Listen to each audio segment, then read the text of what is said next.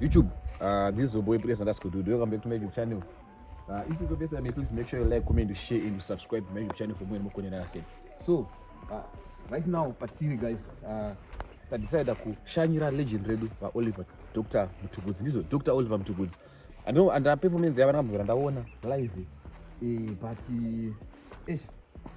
nango visita kuti ndiozoona pavakachengeterwa pavakavigirwa.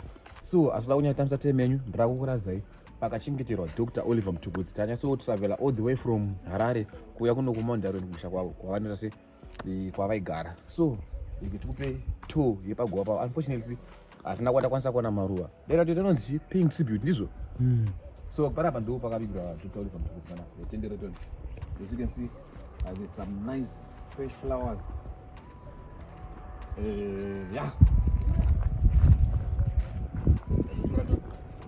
So 22 September 1952 and Wakafa 2019. So since Papa Dr. Mutugudzi 2019, I think Wakafa in South Africa. Kutoya opanapa yekutanga ndoke kutotanga kutosanganidza nawo asana ambobvira ndakaona live, but I love this music zvotodaro. Like I don't know why maZimbabweans vasina vapakafa Mutugudzi. I don't think pane muZimbabwe or artist akazombobvira ambouya panapa kuti vazomboona kana pane munhu wakambonawo. Man, I don't know why kuti maZimbabweans muchikanganwa malegends zvotodaro. It's like vanhu vatokanganwa 2019 musunoya baba, but vanhu vatokanganwa about Dr. Oliver Mutugudzi, which is so sad and zvinhu zvisina kunaka maZimbabweans. I don't know why music industry yedu vanhu muchikurumidza vakanganwa, vanhu muchiignore, vanhu muchita sei vetimbotendera toni. One thing that I like about this thing, it's well maintained. It's well maintained. Azvireve rudo handina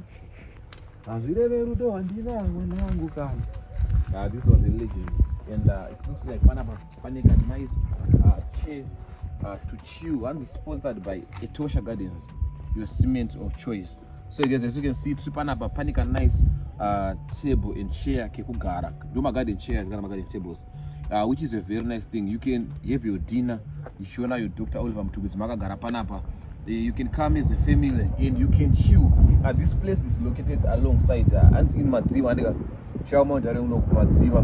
And because you want the details, I will give you my details with no pharmacy, pharmacy to me Panapa. As you can see, this is a nice cement. That is a nice granite. No granite. Yeah, granite. So these guys, they did a nice job. This Panapa Doctor was like sponsored for free, right? So guys, as you can see, there's a nice lawn which is well taken care of. And a beautiful tree. In the Vakaswa Pamvuri. Don't mutu nzimbutu. Unozimutu. Because Uri Pamvuri, Vakaradzikwa Pamvuri. And there's a tape. I'm not sure if it's working.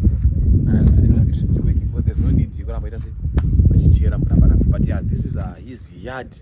And I think we're gonna show them the whole yard. Andy, what do you think? Yeah. That's if vakachiketa tendero kupinda panapa usikozikuzi apabvumidzwe kupinda, but makanyatsotaura nevakomana vacho zvakanakisisa, mukataura nevakomana vacho zvakanakisa, munoita kuti munopinda tendere kutoni. So ndipo panapa pabvuma pakaidzwa Dr. Oliver Mutugudzi. As you can see, and this is the home mansion behind me. If you see, this is his home mansion, and it looks like a nicely thatched house. Do you know thatching, guy? And the power of the Garani and Buriao in the yard where the still condition was looks like one of the Gayo, my project say nay. And I don't know why you all Zimbabweans start sleeping on my celebrity, which is very bad.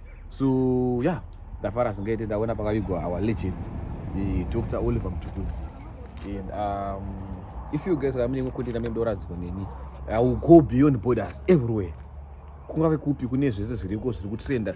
Behind me ndine mukomana anofambira nyaya dzevaroyi. Ipapo kuno exactly ndiari behind the camera. Pakatonzi nyaya dzevaroyi kana nyaya dzeshika tinosvika kune vese vanetsa, kune zvipoko, kune chii. Ipapo kumaundare kunotori nekonenda tatokupa inonzi chi vanhu hanzi dzechi dzensimu dzine uroyi mukati. So tiri panapa pana mukoma vedu pana pachauya pana kumboona ndeipi song inokurangaridza because isusu list racho rakawandisa, especially if you are traveling inge tori playlist chachafurira but itazoti it's okay. pfuriri panapa katisina kuwaona saka tangoti tuye tivaone pawakaiko ende una mutii kai iyi ndeye mumuvhi chaichaya mene kana wakamboona miti atoshambisekezima first time kana vahero second funga kuti pane muti wakadaso It looks like it's a special tree yakatochengeterwa pavari pava. And guys, continue supporting pano muchisubscribe muchilike muchishare zvese. Tokutendera mana. So guys, we just want to thank you for watching the vlog till the end. Make sure you like, comment, share and subscribe to my YouTube channel. This is his mansion. Yeah. Peace out.